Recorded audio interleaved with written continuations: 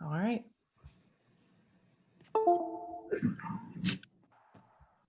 All right, I'm going to text to Cindy and Lance and see how things are.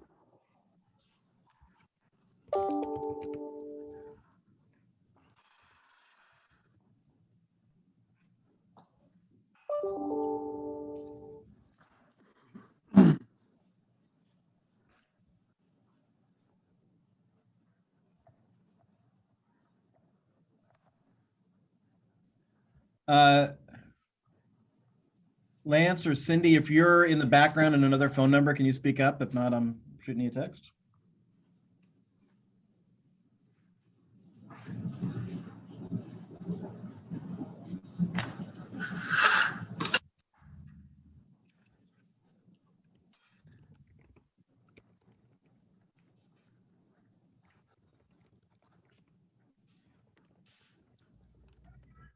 Good morning, everyone. We've still got a couple minutes to go before 9 o'clock, and we have just about 100 registers for today's event. So we want to let everyone get in and go from there. So be patient with a minute, and while we allow everyone a chance to roll in.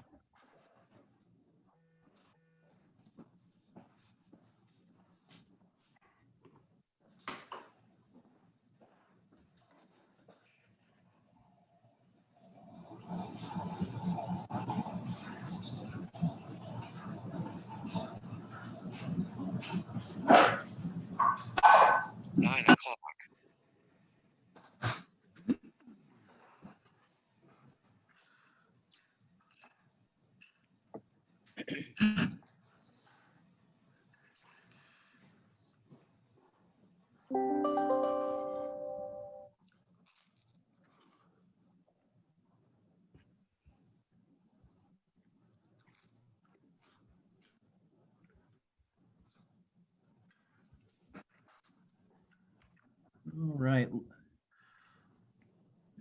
Are we ready to get started? Yeah, we're waiting for a couple of our guests, but Okay. well, let's give everyone. I've got 9 o'clock on my computer. Why don't we give it to 9:01? Give everyone one more minute to get rolling in. Sounds like a plan. But good morning, Spokane. Good morning. Hey, Meg is here. Hi, Meg. Hi, Anthony. Hi, everybody. Meg, I'm looking for Cindy and Lance's numbers. I don't see them yet. Do you have? Could you text Lance and see if I will. You are phenomenal. I will do that right now.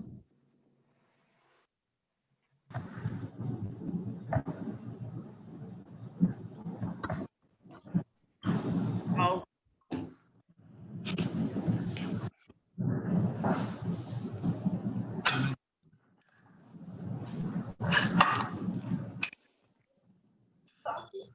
But I do have 9:01.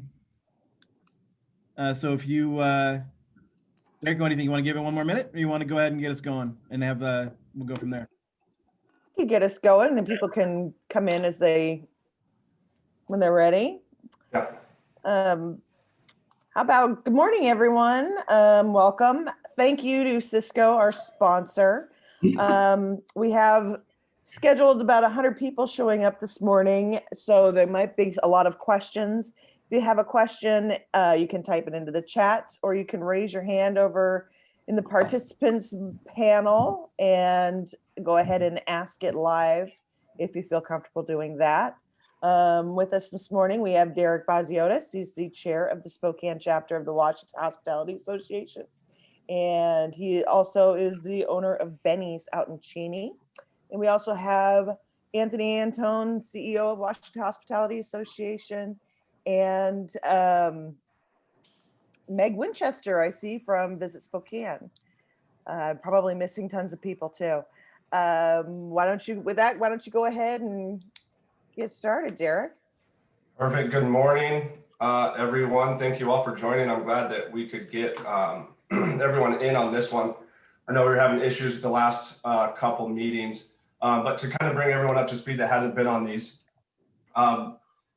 we were approached by quite a few people, and we wanted to just get a webinar going that we could get all the newest information out to all of our members. That was from the horse's mouth, if you will. So we wanted to bring a lot of value, and we've been doing quite a bit of that. Can you give me a minute? Thanks. We had, who was on last week, Anthony? Big Table. Big Table was on last week.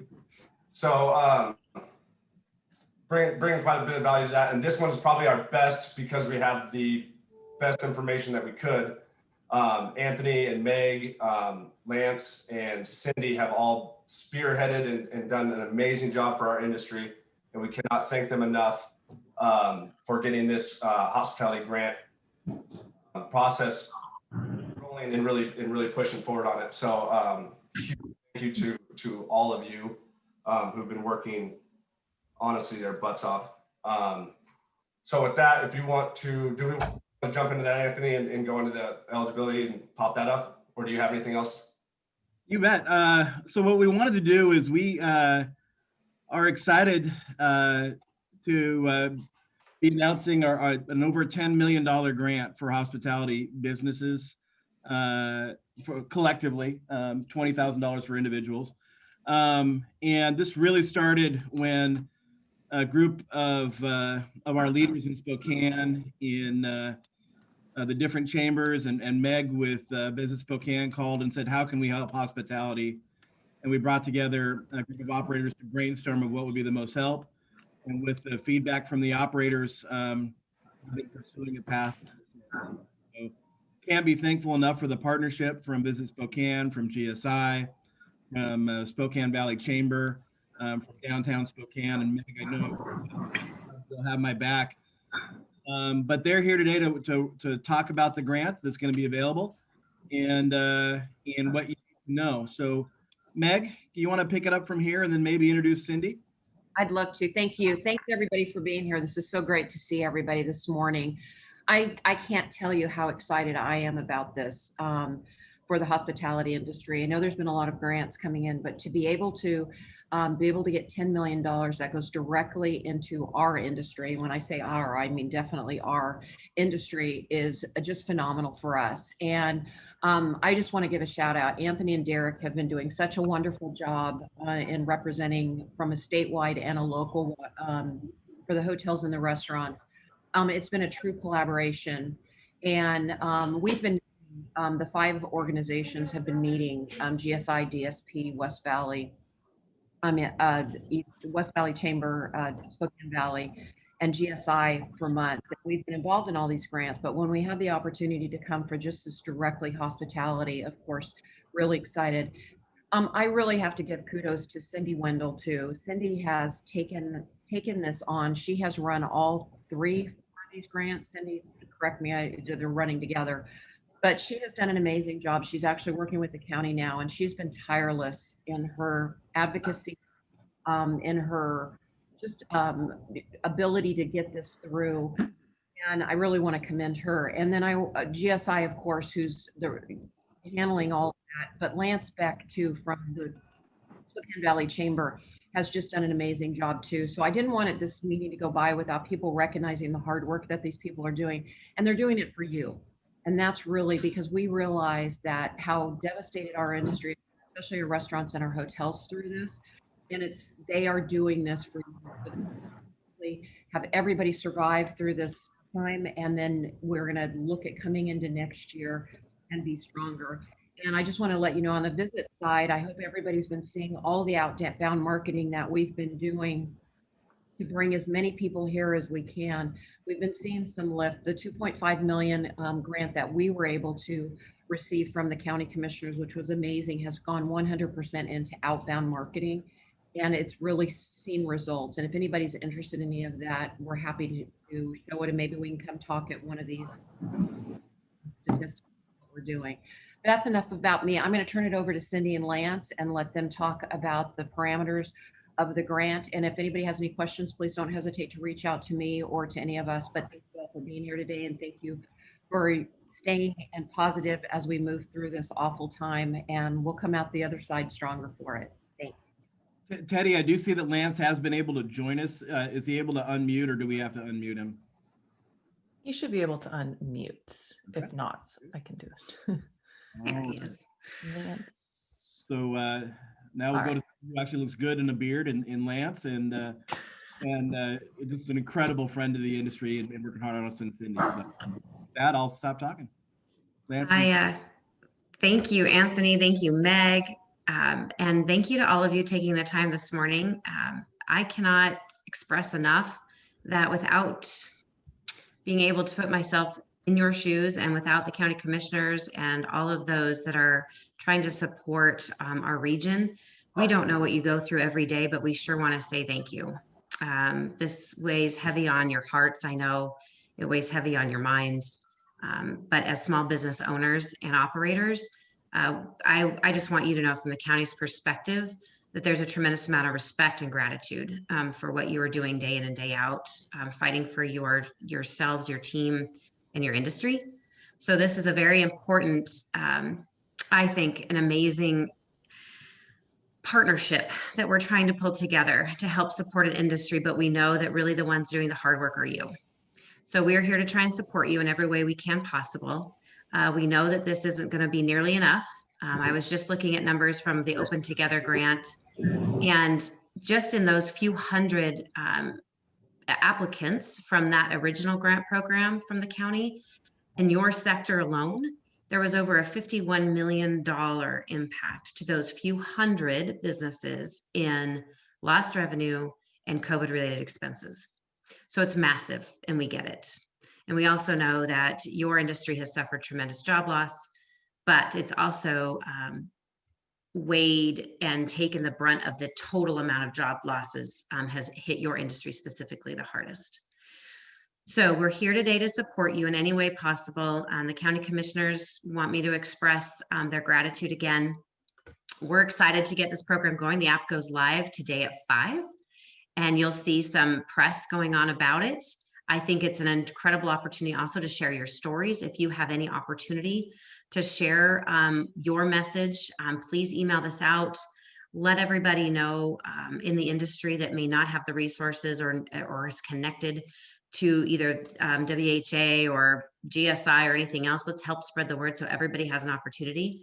But we're working hard to get this app going. We want to provide resources for you and answer any questions. We'll make sure that you know, we're going to Lance is going to walk us through where we have our landing webpage basically, and then the eligibility table. So we'll walk through some of those factors today of the eligibility, what the application process looks like, and open it up for you to ask some questions. We also have a Q&A document that we'll be posting on this webpage.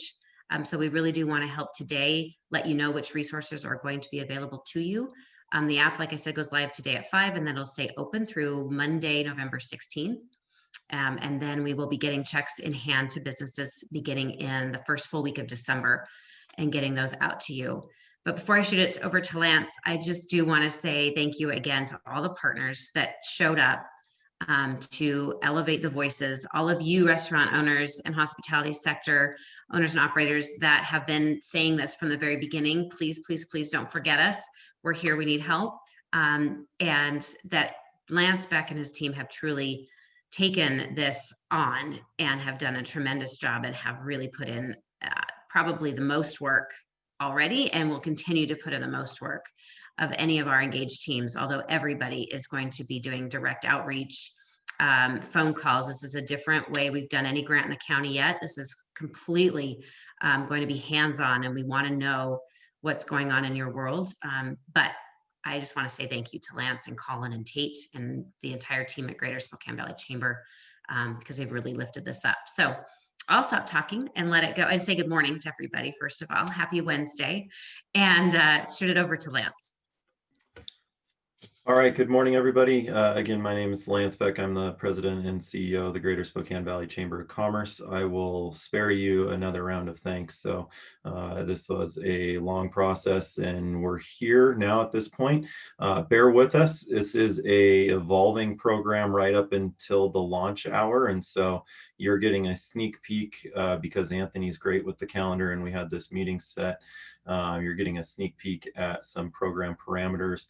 We are working through a few minor details still. And so, as you can imagine, when you try and identify a way to give out $10 million to local businesses and fit in all those that we had the desire to get into this program originally, while doing that fair and equitably, there's a lot of moving parts. So there will be a few minor tweaks as we get into this this afternoon. And so you're going to see an eligibility table that's probably about 98% there.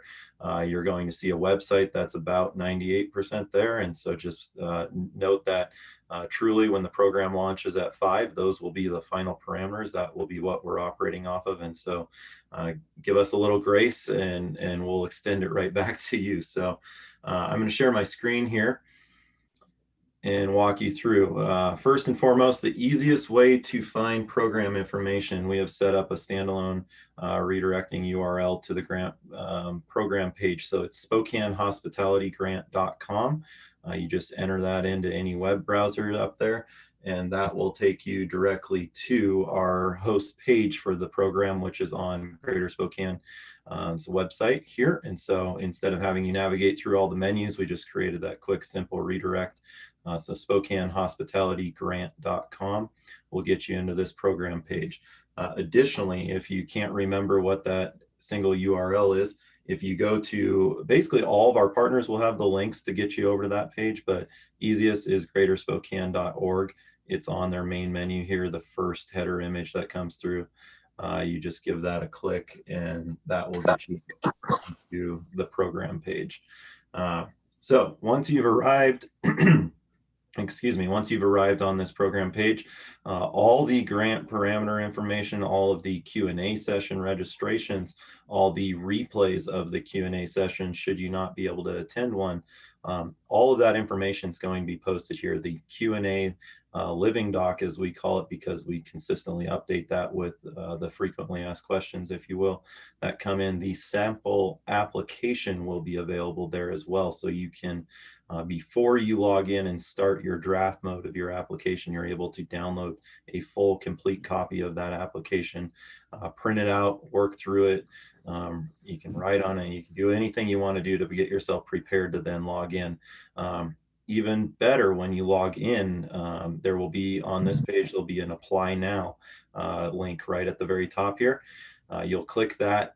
Our application is hosted through Innovia Foundation. And so many of you may have already applied for a grant through Innovia's portal. If you have, your grant portal login is still active. You don't have to re-enter all of that. You don't have to create a new account. You will have to submit a new application. So when you log in, you'll see the current eligible programs. It will be listed there as Spokane Hospitality Relief Grant. You'll just click in and start that application.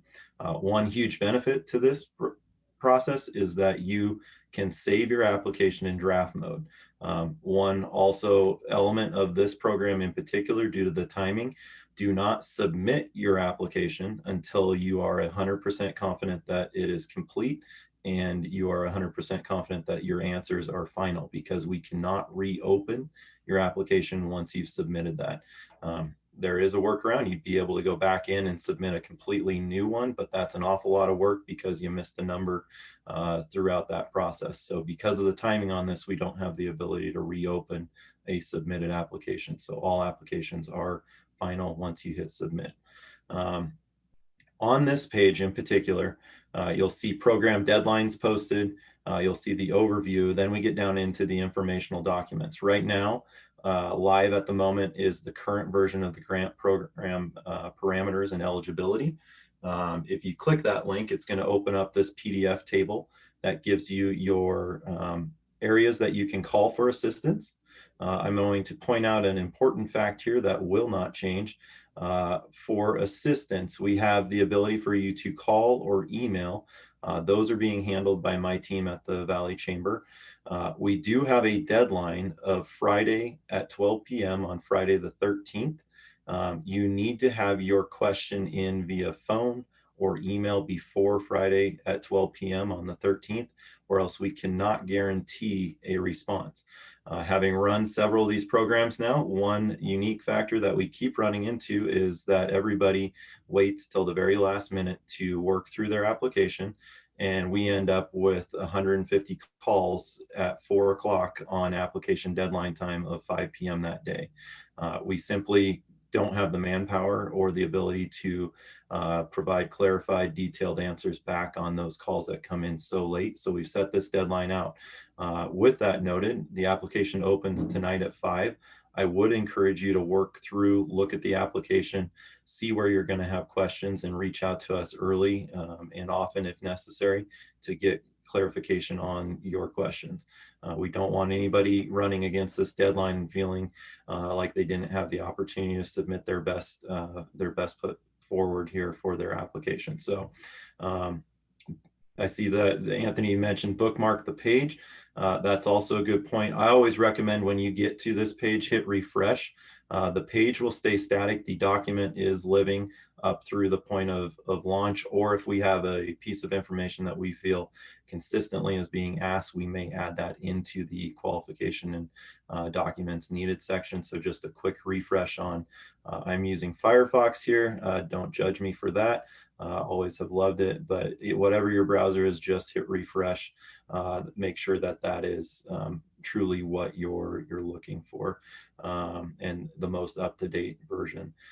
There will also be a Q&A document, as I mentioned, and then the sample application here. If we scroll down a little further, we're going to have a grant program overview. You guys are going through a grant program overview today. You're welcome to attend it again. I'm just giving you the heads up that this program will not be much different from what you're going to hear from us today. So you get a special one because you're part of the association here. There will be a replay of that you'll be able to click and view the recording here. So if you miss it, or if these times don't work, Anthony provided us the time slots that we felt worked best for your industry. So after the breakfast rush, 9:30 a.m. and then 2:30 after lunch before dinner. We tried to slate those specifically to benefit the sector that this grant's applicable for. Q&A sessions on Friday. These will be open Zoom meetings, much like the one you're in now. The grant program overview will be a webinar format, so you'll be able to submit questions. We may not get to all Q&A there. On the open Zoom format meeting like this, we will be able to have dialogue back and forth with those on the call. We'll do our best to get all the questions answered in that moment. Just understand there's a lot of people that are going to qualify. There's a lot of questions that are going to come in. The Q&A doc really does the best job of giving you answers to those frequently asked questions. We do encourage everybody who's going to apply to read through that Q&A doc before you start your application. Take a read through the application itself. Identify the areas where you have questions, read through the Q&A. We're trying to format that Q&A to follow the flow of the application. So as you're going through, if something's at the very end, likely the Q&A question that will answer it is going to be down towards the bottom. Simple Control F, type what you're looking for, it should pop up in there. So, and then additionally, because the sector, we have a lot of different ethnic businesses that are in here with different languages. We do have translation services available. And so there's a couple options here to be able to utilize translation services. If you have partner restaurants, if you have partners that you're concerned they might not be aware of it, or they might not be able to get through the process because of a language barrier, the team at ASAP Translations has done a fantastic job for us throughout these grant programs of making sure that we remove that barrier. Their team works directly with the business and then with our staff to make sure that we're able to answer questions in an understandable way for anybody who could be eligible to apply for the program. So that's just another piece. You'll notice a link down here for where to be able to email our team, as well as the one in the grant parameters document that I had showcased here. I'm driving from two computers, bear with me. So grant info@SpokaneValleyChamber.org. Our phone number here is 924-4994.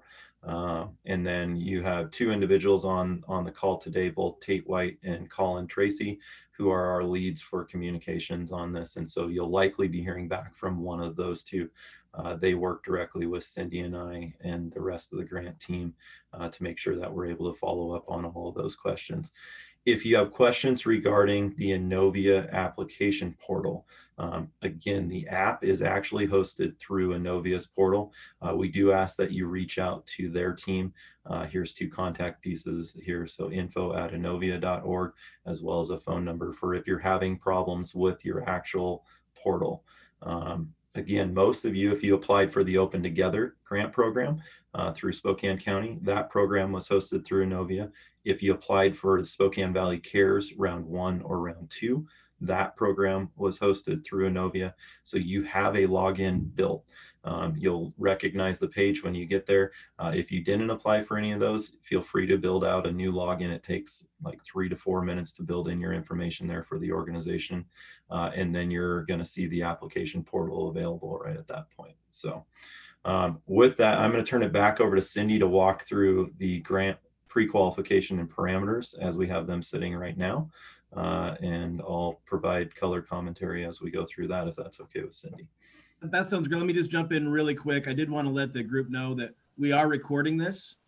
So if you find yourself frantically writing this down, and if I missed that eloquent thing that Lance just said, we'll be sending out an email after this with the link to this website and the recording of this. So there's a part of this that you wanted to make sure you went back and listened to. You'll have that available.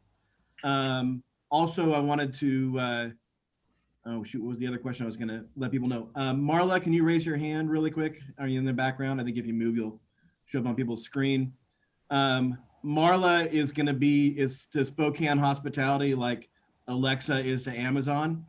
So feel free to call her with anything. And she knows she may not have all the answers. She might have to run it down and get back to Cindy and Lance and back to you, but just know you have her there. We're dedicating her to the project in the next 2 weeks, and as well other members of our membership team to have her back.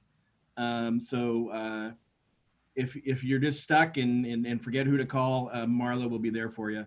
And maybe Marla, you can put your email in the chat room box as well. So with that, and if anyone has any questions on the way, please put them into chat. We know there's a lot of stuff going on, so don't forget to use that. We'll also open it up at the end for more questions. Cindy, back to you. Perfect, thank you. And I'm assuming, Lance, thank you for keeping the eligibility table on the screen, because we'll just kind of go through this document for everybody. Lance did a great job of explaining the assistance on the left-hand side, and I'll go to the pre-qualifications in the middle here. All of you can kind of read this, so I won't go over each line by line, but just know that this is for larger. I'm going to just maybe highlight some differences that you've maybe seen in other programs. This one is for larger businesses as well, a little bit larger. So your business, as long as you paid 249 or fewer employees on March 1st, 2020, or the closest paid period to that. And again, that's not FTE, that's number of employees. So that's your unique Social Security numbers for your employees. You are eligible for this program. One thing to note is that you need a UBI number with the Department of Revenue, and your UBI number is how we qualify you as a eligible business, in addition to all these other factors. So with that UBI number, if you have multiple locations under that same UBI number, you are going to enter in information regarding all of those locations combined for that one UBI number. You as a business owner may have multiple locations with multiple UBI numbers. You are eligible to apply with each unique UBI number. All of those businesses, each unique UBI number must have been established with the Washington Department of Revenue on or before March 1st of 2020. This is new as well. Most programs the city of Spokane did have for newer businesses. We did recognize that your industry in particular had a lot of new businesses formed in the last 18 to 24 months. So we wanted to make sure that we included you in this program, understanding that there again has been a disparate impact, especially if you really never opened your doors. So you may honestly have never opened your doors. You may have registered with the Department of Revenue, say in late February, and went into a construction period. But as long as the date on the Department of Revenue is on or prior to that March 1st of 2020, you're eligible for this program. Does not mean necessarily you will receive funding. but you will be eligible. We will ask for financial information, additional assistance received and whatnot in the app, and we'll go over those things a little bit later. Besides just the newer business and the cap up to 249 employees, excuse me, those are two differences. The other one, note please that the gross revenues per your unique UBI number cannot have surpassed $10 million in 2020. This is a change. Earlier we had 2019 or 2020. Now we're focusing on just 2020, but again, that date is January 1st through September 30th. And that is gross revenues. And that would be for each unique UBI number. The other thing too is that we did lower the gross revenues, understanding that some businesses may have barely opened and been in operation. So we just ask that your unique UBI operation received gross revenue of $5,000 or more in either 2019 or 2020 to qualify. And again, that's gross revenues. And then we go down to the NIC codes. There are 19 of them below. You can look at those, and the best way to find your NIC code, if you don't know your NIC code, is to go to the Washington Department of Revenue, do a business lookup search, look up your business, and then, yeah, Lance, could you mind going there real quick? We'll just walk them through this because this is going to be a very common question. And you will look up, if you know the name of the business or your LLC, some businesses are formed under an LLC name, but you have separate like DBAs and whatnot. So you'll want to look up your business name. We could just, Lance, we could just type in, yeah, there we go. Let's go with David's Pizza and see if we can find it. Mark, we're going to pick on you. So then you'll see the UBI number here for David's Pizza. So over to the right, there's your unique UBI number. And then if you click on any of the business names this is filed under, you'll see that there's an excise tax and reseller permit status, and it says click here. So go over and click on that, and that will pull up your NIC code then. And he's got a full service restaurant. That's how you find your NIC code. And that's how we will verify your codes when we go through the application process. You'll see that there's different reseller permits here. And if you scroll down, Lance, we'll see business license locations. The licenses are different than UBI. We don't care about business license numbers. We care about that unique UBI number. And so with different locations then on this particular application, Mark would include all the financial information for all those locations under that one UBI number. When we ask about financial information, FTE later in the application and whatnot. Thank you, Lance. And please utilize, if you have questions about your NIC code, if you find your NIC code isn't on this list and you have questions, that's where we encourage you to use the email address, the grant info, or to place a phone call, and we can assist you and answer some questions because there will be some of those questions we guarantee. I'll note right then that if you choose to use the phone call, bear with, you may, because of volume, get a voicemail, and note that those voicemails just be clear and concise about who you are, that you're calling about the hospitality grant program, and how we can reach you back. We typically, our system will provide us with the phone number that you called on. If you want to call back from a different number, so if you want to add in like a cell phone number that you'd like us to reach you on because your schedule is crazy and you're in the kitchen or you're on the floor of the restaurant and you know that you want to be able to get that message, please do provide whatever phone number you'd like us to call back on. And then at the same point, if you have an email address that you can provide us, that's even better because often we understand you're working weird hours.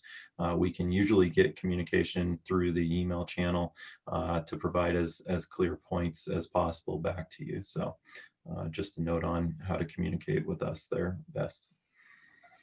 Perfect. Can you zoom down a little bit, Lance, and we'll go over to the right-hand side on some of our other questions. But maybe what I want to do, I want to check the chat here if we have any questions. I don't see any questions yet. Let's open it up really quick. If any of you haven't put anything in the chat and would like to voice a question regarding the eligibility right now, that we could go to this section alone before we go to some other application and document questions. So Teddy, does everybody have the ability to self-unmute, or do we need to unmute them? How does this work? They should be able to unmute themselves. If they're on their phone, they will need to press *6 just to make sure that not just unmuting your phone, but *6 as well. Okay. While we're waiting for everyone to find the mute button in Scramble, I did want to, I'm going to have to drop off at 9:45. I didn't want to leave without thanking GSI and Alicia. Alicia, can you give a little bit of a wave there? Again, this was a team effort. We've all taken parts of this. Lance has been amazing on the administration. Meg's team's been taking on the media and talking about how important the industry is. And Kate Hudson on Meg's team has been great. Alicia's been our sponsor. So we actually have a place to have this hosted in GSI. And thanks so much for stepping up and doing a part of this, because we couldn't do this without you either. Well, absolutely. This is the important work. This team's been incredible. So I'm just thankful that there are still dollars from the county perspective and a little bit of time to make sure we can get some dollars to this sector. So just a huge thanks to everybody for being here this morning, and a huge thanks to the team that's rolling the quickly. Thank you, Alicia. I heard some people unmute, so I'll just let's free flow questions and see how that goes. Does anyone have a question for Cindy or Lance? Yeah, I do real quick. Does I'm assuming the daycares would not qualify. They fall into like the K-12 portion of this. Is that correct? Correct. That's what I thought. Other questions? A question that our team has gotten, Cindy and Lance, from others, if they've received other CARES Act dollars, are they excluded from this program? No, that is the beauty of this. And I wanted to really emphasize that make sure you know, all of the additional assistance that you have received, because we will be asking for that, PPP, EIDL, as far as the grant portion of an EIDL, and then any other commerce funds, CARES Act funds locally from a city or the county that you will be able to declare here and we'll be able to see. I think many of you may have applied for the City of Spokane's program. That was the most recent grant program that was open.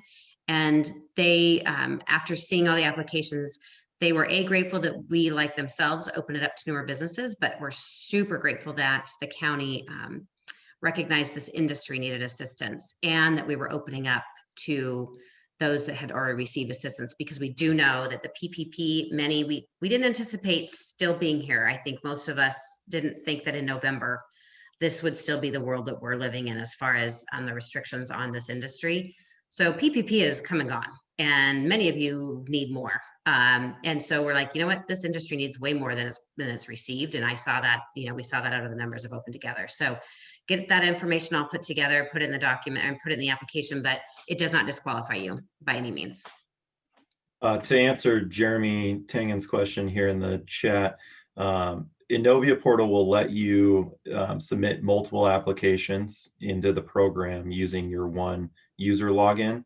The key would be is that your applications need to have separate UBI numbers. And so again, you can submit multiple applications with just one user portal, but you do have to obviously have separate UBI numbers for those applications to both be valid.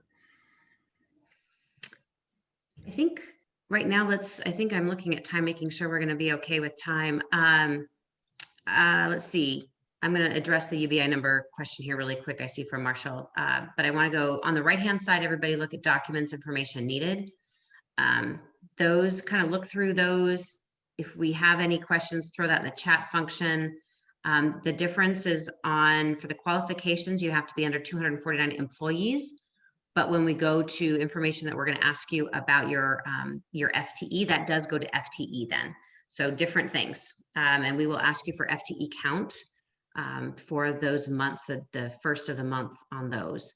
If you do have your own profit and loss statements available, we encourage you to just go ahead and pull one, run it for the dates March 1st through September 30th and have that ready to go, because you can pull off your gross revenues and expenses off of that and use them in the application. We'll also talk about COVID related expenses. We're going to want to know those. And so those will probably be some of the most complicated, and that we'll receive a lot of questions regarding that, and we know that. We're going to have a document living within the application that will help you, kind of guide you to what we consider a COVID-related expense that maybe you haven't thought of yet. So those will be included in there, and you'll just be able to click on that in the application. We encourage you to save that document, actually, because this will help you when you do receive grant funds. If you print that off and save that, or just save it in a file to show if you ever were to be audited, what you used as then qualifying for your COVID-related expenses. So when we do the webinars later this week, we'll pull up that sheet and go through those, and those will be recorded as well. So you'll be able to go to the website and pull that up and see the actual example of that Excel spreadsheet. The other information on here is pretty self-explanatory. We talked a little bit about assistance, but I want to go to the chat. The businesses, Marshall's question about businesses that have the same UBI for locations in Idaho and Washington have to use the sales figures for both. Only Washington locations. Only Washington locations. Great question. And I'm going to... that I think we should mention is that the applicant data that you submit, you are within this application process attesting that the provided information is accurate and correct. Should you be audited down the road, now the odds of an audit, we don't know. When you look at the volume of funds that have gone out nationwide and their realistic time span of the 6-year window that they could come back and audit these programs, who knows on that front. So we guard that with saying, you know, maintain your records both digitally and ideally you print everything that you use to support your application, everything that you use to show where you utilize the funds. Print that off, put it in a folder, file it in a safe spot, put it with your accounting files that you need to maintain for records as well, and just keep that bundled so that if there is a program audit on this, you are prepared to be able to hand over the document saying, you know, this is where I allocated these funds. The reality is that most of you have probably already spent the dollars that you're going to utilize the grant fund to show. Which is great because then it goes and you can allocate it into utilizing it down the road. The reality of that is that you will have to show where you have identified that these funds were spent. And so simple categories like rent, utilities are the easiest to identify. If you have not paid for those expenses and you were forced to be shut down for that period of time, you can utilize those expenses as where you show the grant funds were put to use. And so you're going to have documentation for those. That's why they're awesome categories. You're going to have utility bills that are ongoing for those. You might have reopening bills from when you were shut down and you had to restock to reopen. You need to grab all of those invoices and maintain those with the records on this grant program should you utilize those as the expenses listed. And so I put that as a caution now because start thinking ahead as you're looking forward to how you would utilize this, because we don't want you feeling like you're getting a $20,000 check on December 14th and you have to spend it before December 30th.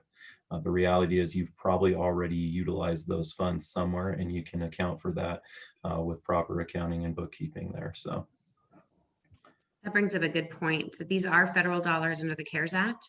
And so under the CARES Act, the expenses need to be recognized and incurred between March 1st and December 30th of 2020. You may receive your check toward the middle to the end of December if you are selected. And if you don't negotiate that check until January, that's okay.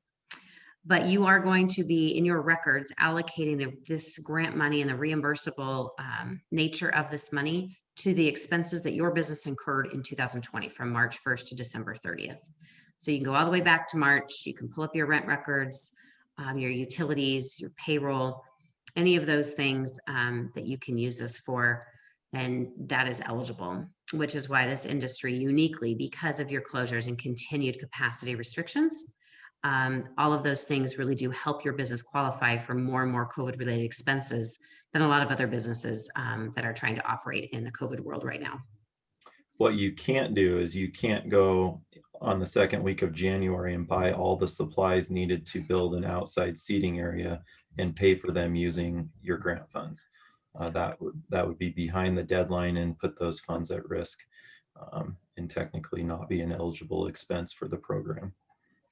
You do also, regarding any capital expenditures, any capital expenditures that you use COVID funds for need to be directly related to COVID and a shift in operations due to COVID. If you'd already planned to do a remodel, you cannot use these funds for that remodel. If part of your operations was never to open an outside seating area and you decided to go ahead and use and pay for that, then yes, these grant funds could cover that.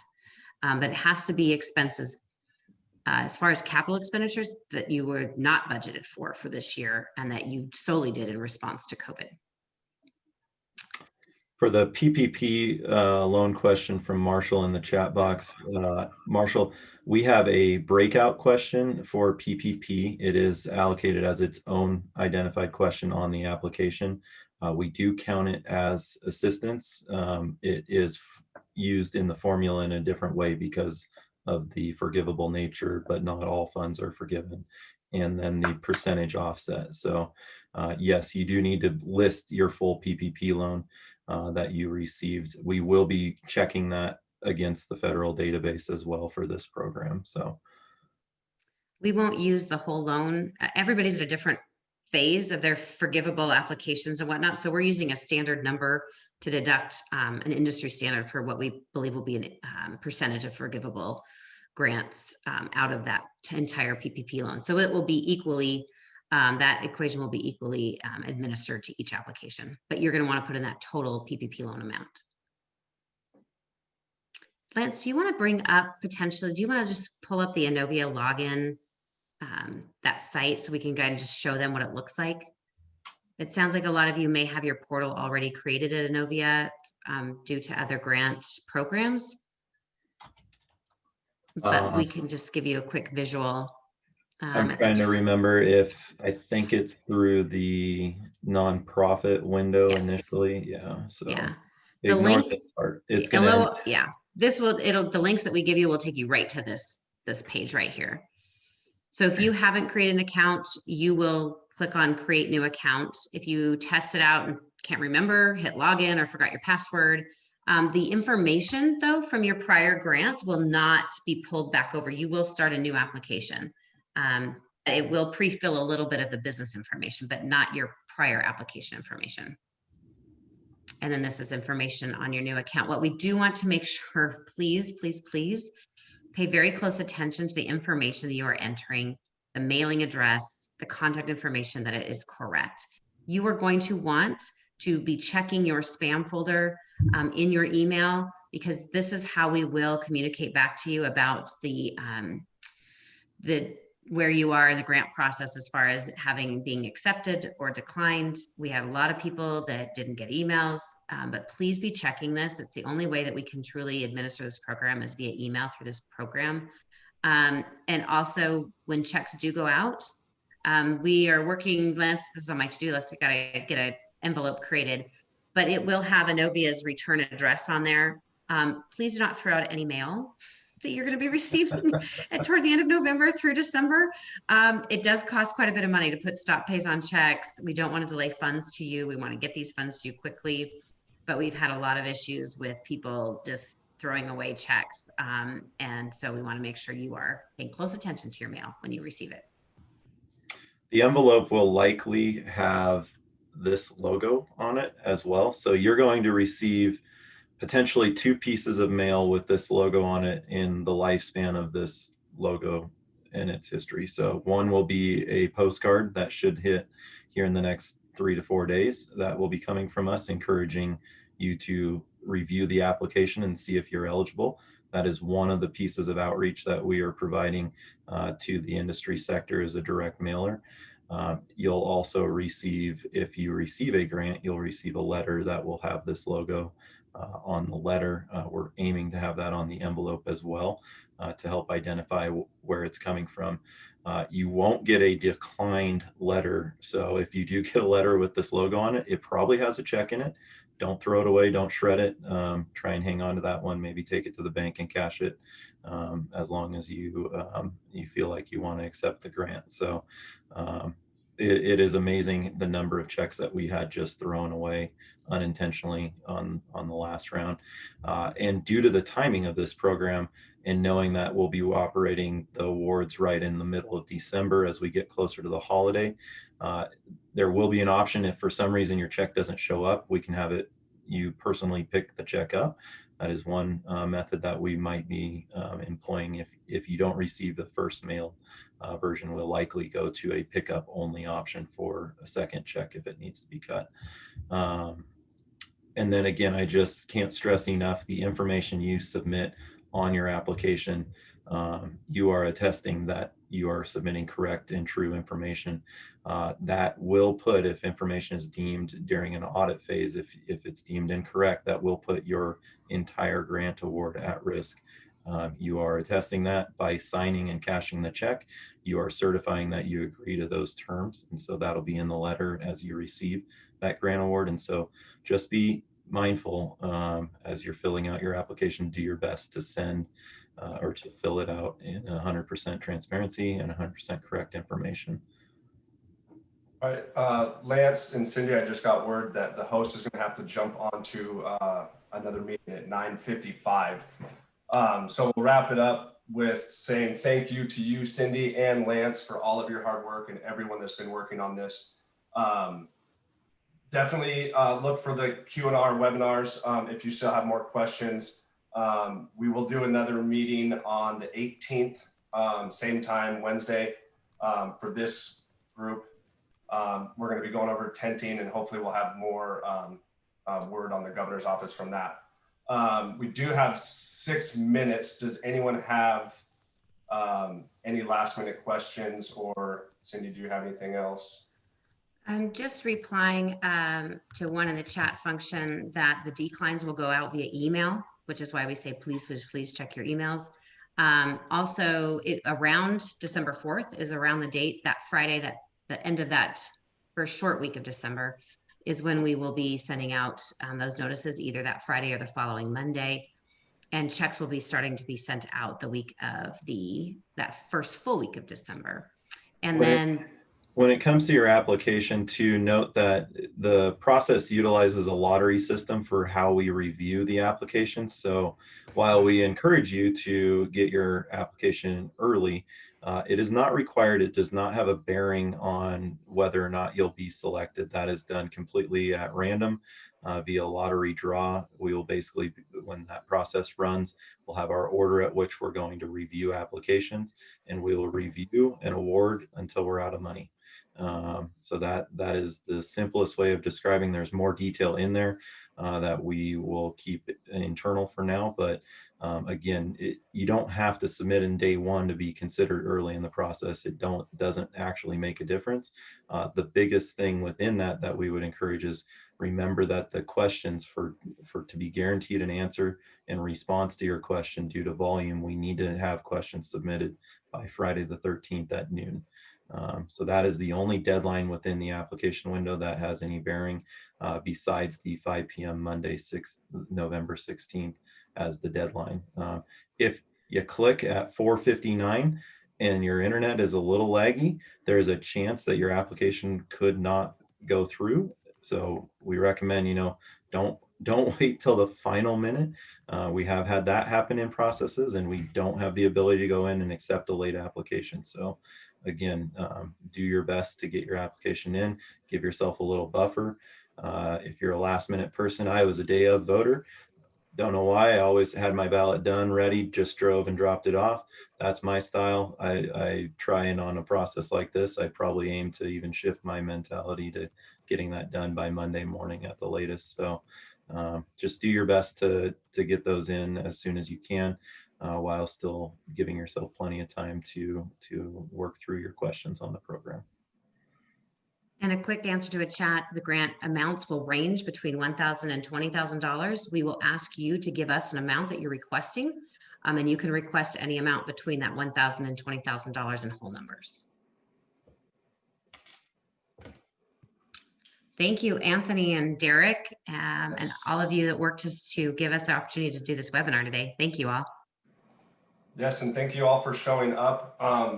Be on the lookout on your emails for, I know there's going to be a lot of emails coming through, but for the next meeting, which is on the 18th, again, Tuesday, 9, we'll be going over tents and what we can do there from that. So thank you, everyone. Thank you, Meg, Alicia. And with that, if you have any questions, again, check out that website. Have a good day. Thank you, guys. Thank you.